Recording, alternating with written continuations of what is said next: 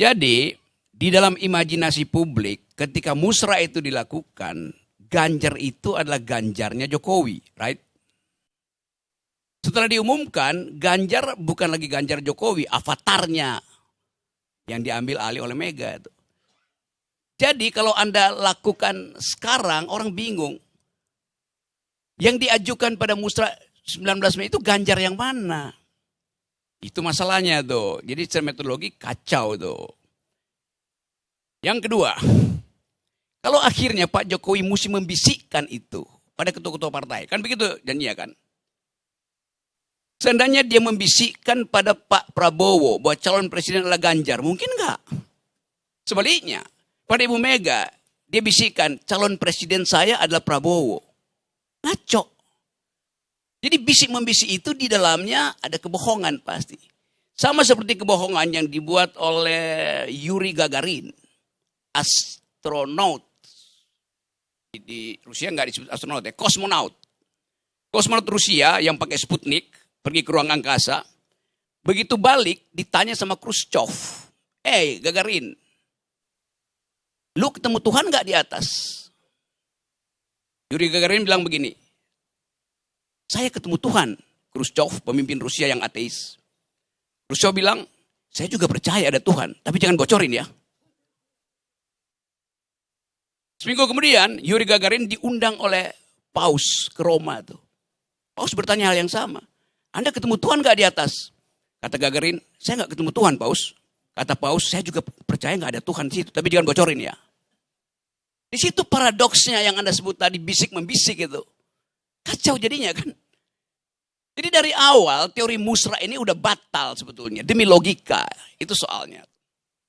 Sekarang kita mau bayangin keadilan apa yang ingin kita tempuh nanti di masa depan.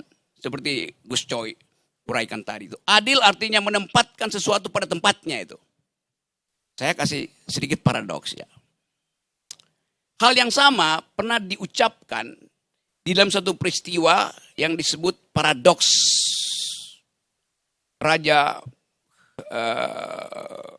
Ada seorang raja di Yunani. Prostea. Raja ini dianggap raja yang adil.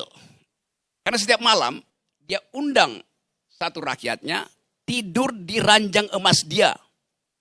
Semua dapat bagian tuh, adil. Malam-malam dia intip.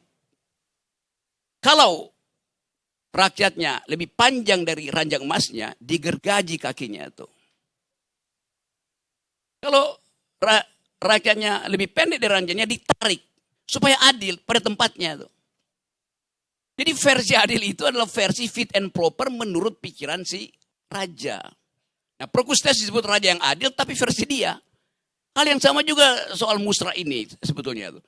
Jadi dari awal sebetulnya ya kita tahu bahwa Jokowi akan minta lakukan musrah yang fit and proper dengan ranjang dia sendiri itu. Kan itu dasarnya tuh. Tetapi tentu demi diplomasi teman-teman di musrah ini demi rakyat segala macam. Iya ngerti itu. Tapi di ujungnya kan kita tahu bahwa Jokowi mesti ucapkan itu. Dia nggak tahu mau ucapin ke siapa. Karena Ganjarnya udah berubah. Itu kayak jeruk, nanam jeruk, hasilnya adalah duren. Kan begitu intinya. Jadi saya mau terangkan itu sebagai ya kepura-puraan diperlukan. Ini ada anak statistik dari CSIS, dia terangkan itu. Tetapi permainan politik itu kita tahu dari awal. Jadi sebetulnya yang kita inginkan adalah ya udah Pak Jokowi itu di dalam keadaan sekarang justru dia membutuhkan kepastian siapa yang akan melindungi dia kalau dia lengser. Kan itu psikologi di balik musrah. Cuman itu dasarnya tuh. Nah kepura-puraan itu yang terbaca oleh publik. Jadi sebetulnya ya udah betul Pak Jokowi biasa aja lah.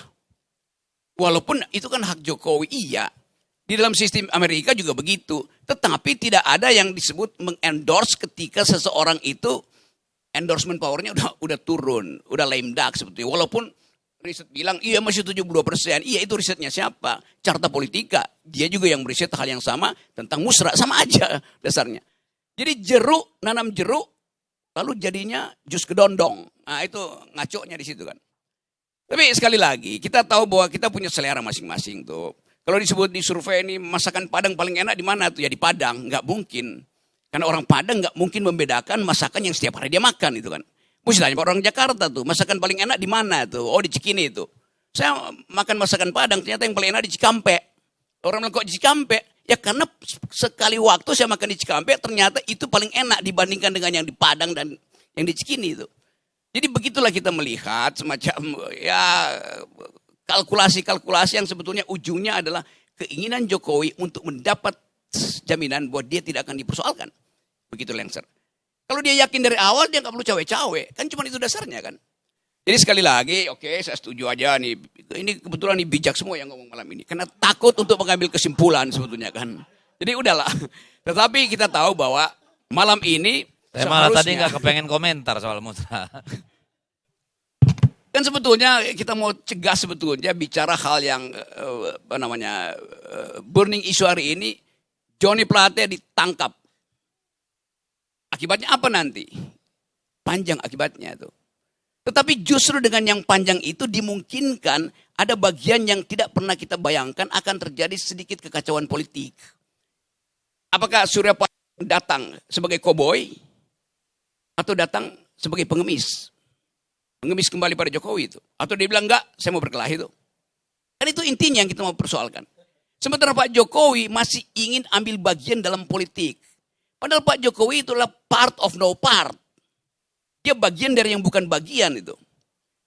Karena bagiannya kan udah diambil sama Bu Mega. Jadi mau ngapain lagi sebetulnya kan?